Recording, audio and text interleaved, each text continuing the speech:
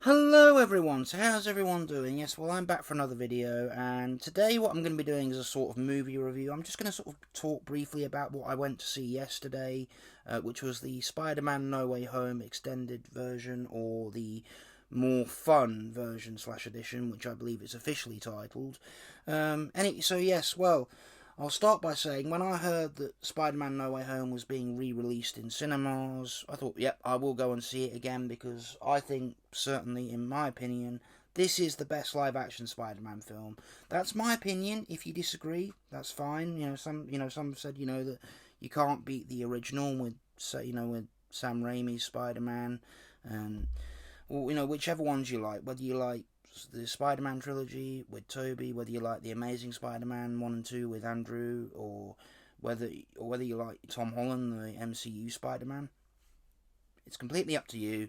But talking about the live-action films, yes, this is certainly my favourite. With Into the Spider-Verse, I think is a really good film. I do like that as a Spider-Man movie, but I think that's really very much its kind of own thing. Despite that, yeah, has that Into the Spider Verse has some non-canon references to the to various different Spider-Man franchises, but so I was excited to see this. I went yesterday, went to watch it, was really looking forward to it. But I'll just say and quickly, as you can see in the title, this video does contain mild spoilers. Now, I will just say that most of the footage, well, really, more or less all the new footage is added for more humour. It's more humorous content for the movie. It's a total of about 8 or 9 minutes in footage, so not a huge amount, and that's understandable given that Hollywood has to take into account how long people are willing to sit in a cinema for, whereas with some other extended cuts or director's cuts of films are normally released straight to home media, because the difference is if you do get bored at home, you can simply turn off the film and come back to it. But of course, yeah, the big part of the reason why it's being re-released theatrically is probably for money, but yeah. But nonetheless, I personally think going to see this on the big screen again was worth it. Yes, I saw it twice in the original run back in December and January. I went to see it just before Christmas, then went to see it on my birthday back in January. But yeah, I'd say it's worth it. Obviously because it is such a great film, and experiencing it on the big screen it's just an extra bonus. And you've got some new footage in there to look forward to, so something fresh, so bits that are fresh and new are a bonus. So if by any chance you haven't seen the film before, or you want or you just want to go and experience it on the big screen again, I would recommend going again. And plus just enjoy the new footage.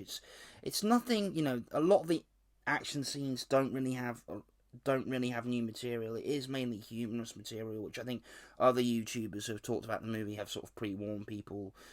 But yeah, it makes it more fun. It adds to the drama in ways. A bit that was on a little bit that was included in the trailer for the extended cuts release. A bit more of the dialogue between Tom, Andrew, and Tobey. So yeah, and of course, yeah, this new edition does have the new poster release, because now, everyone who's seen the movie, or every Spider-Man fan, probably has heard, yes, that they are Tobey, Andrew, and Tom. They're all in it, and now this new poster for marketing has them all together. So that's pretty good. Yeah, so I would just say, really, what I can say is I'm glad that I went to see it again. I don't feel it was a waste. Would I have gone to see it again if they had just re-released the original version? Probably not. But the odds are, with it being only sort of 8 months ago, the odds are that no, they'd have to include some extra footage to get audiences going back, because Otherwise, people might be saying, "Oh, I can watch it at home. I can stream it. I might have it on physical media. So why should I pay again just to see the same film?" But nonetheless, I'm glad that I did. And just to say, there's a new part. There's an introduction with Tom, Andrew, and Toby saying a big thanks to everyone at the beginning. So that's a minor spoiler there, and I won't give away anything about any actual new scenes that are in the movie, except I briefly talked about one scene, which is extended conversation between the three Spider-Men at the end. But do make sure that you stay in the cinema after the credits, because now that the Multiverse of Madness has come out, which I feel in a way was a bit of a disappointment. It wasn't terrible, I didn't think it was, in my opinion, but I did think it was a bit of a disappointment. But do stay in the cinema, because they've replaced the preview scene for that film at the end with an added scene for this movie. So do make sure you do that. And so really all I want to say is, in my opinion, lots of people have been asking, is it worth going to see this film again? Yes, if you enjoy the movie. It's a great movie to experience on the big screen, for the action, the drama, the emotion, and even the score to this movie is fantastic, to be honest.